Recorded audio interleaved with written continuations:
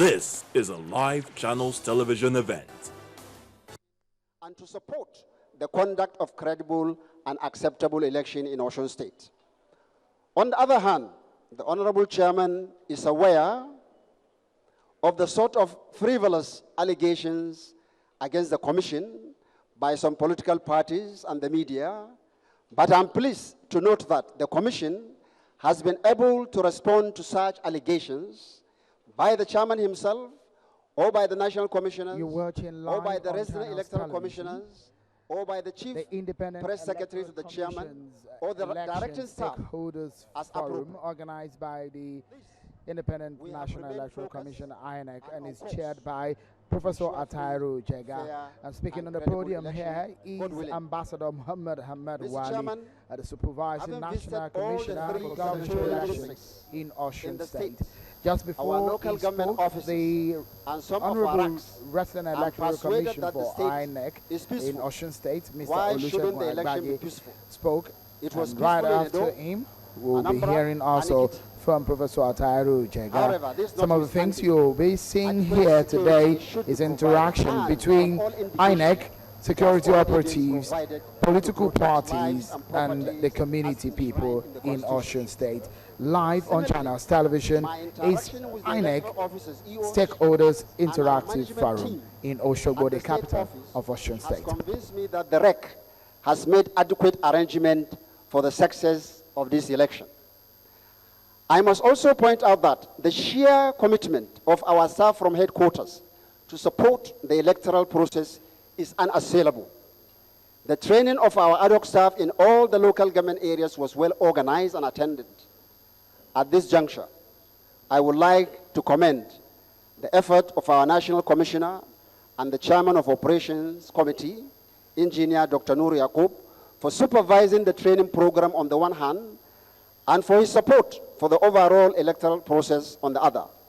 Similarly, I would like to acknowledge the support of our National Commissioner, Commissioners, and Chairman of Logistics and Political Party Monitoring Committees, Colonel M.K. Hamanga, and Mrs. Amina Bala Zakari, for addressing our logistical concerns and ensuring that we have the necessary number of core members for this election, respectively.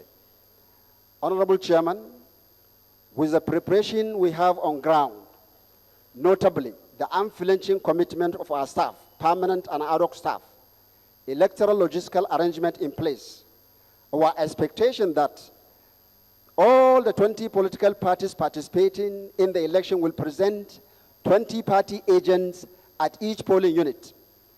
Adequate security provided, and our REC undoubtedly very ready. We are confident that, God willing, Osun gubernatorial election will be transparent, free, fair, violence-free, and credible.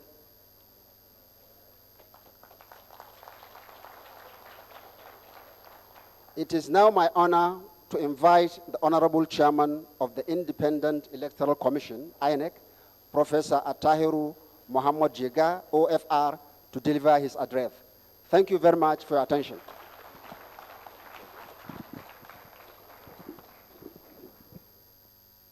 You've just listened and watched the opening remarks from Ambassador Muhammad Wali, the Supervising National Commissioner for Governorship Election in Osun State. And on the podium is Professor Atairu Jega, the Independent National Electoral Commission Chairman.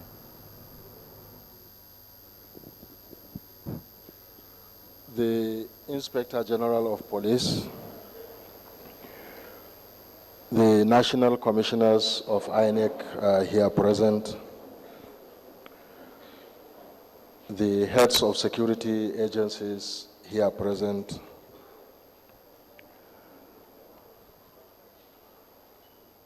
chairmen and secretaries of parties here present, candidates here present, our revered traditional, religious, and community leaders here present,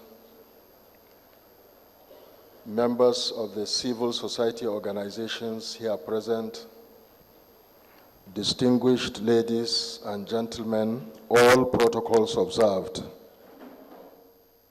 It gives me great pleasure to stand before you today at this stakeholder interactive forum preceding the August 9 governorship elections in Osun State. I joined the Resident Electoral Commissioner and the Supervisory National Commissioner in welcoming all of you to this stakeholder meeting.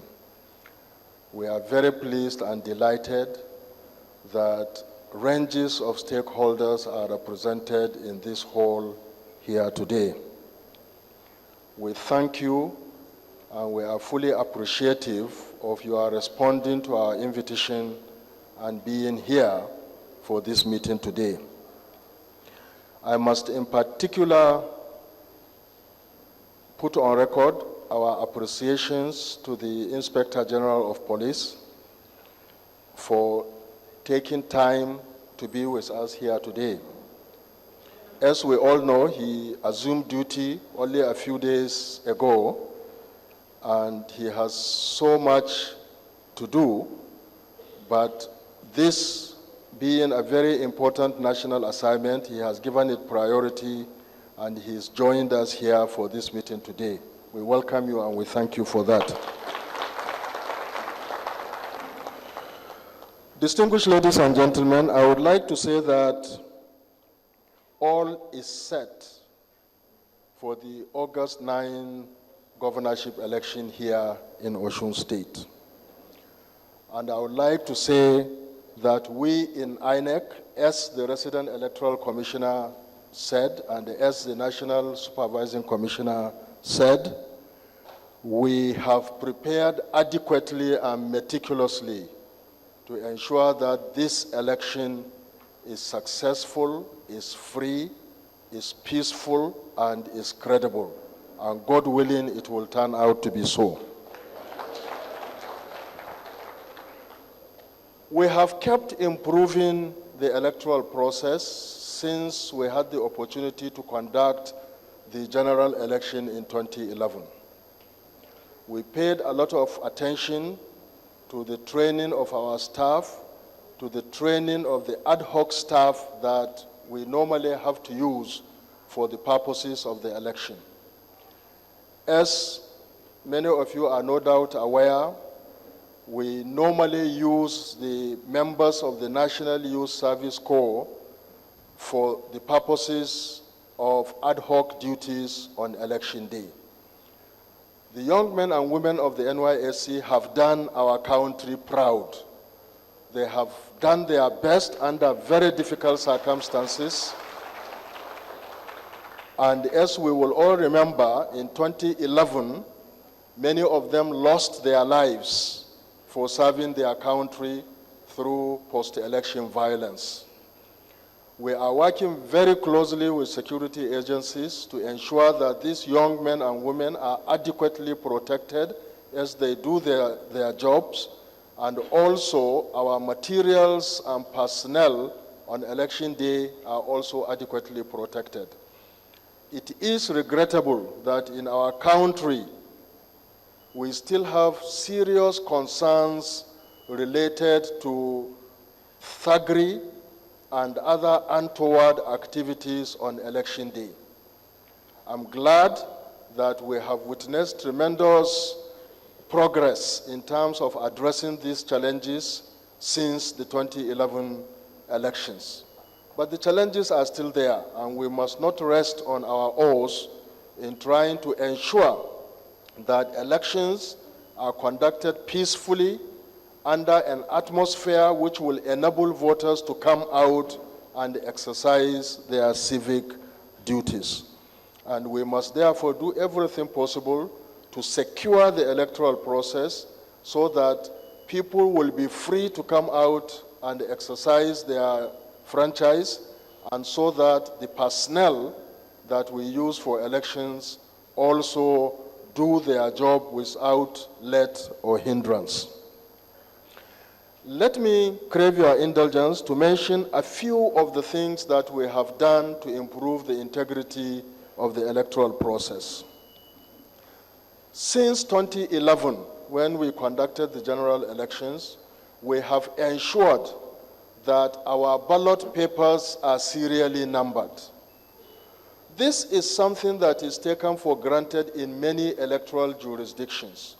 But in our country, we know that in 2007, even presidential elections were conducted with ballot papers that were not serially numbered. And we had a situation in which people can move ballot papers from one state to another and use them for the purposes of election. We have dealt with that problem, and we've kept improving the integrity of the materials that we use for the purposes of election. We have even customized result sheets. In the past, result sheets were pro formas, something that you can move around and fill, and politicians became adept in getting these pro formas and then using them to return results illegally.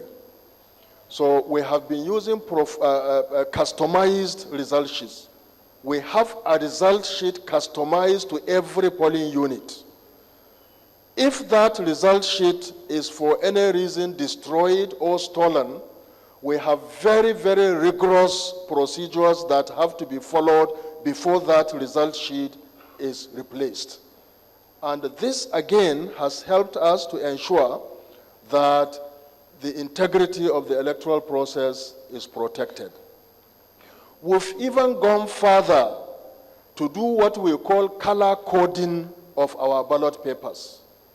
I said this in Ekiti, and it was not in Ekiti that we started the color coding of ballot papers. What we mean by color coding of ballot papers is that the colors of the ballot papers are different from one local government to the other. So you cannot snatch or steal ballot papers from one local government and take it to another local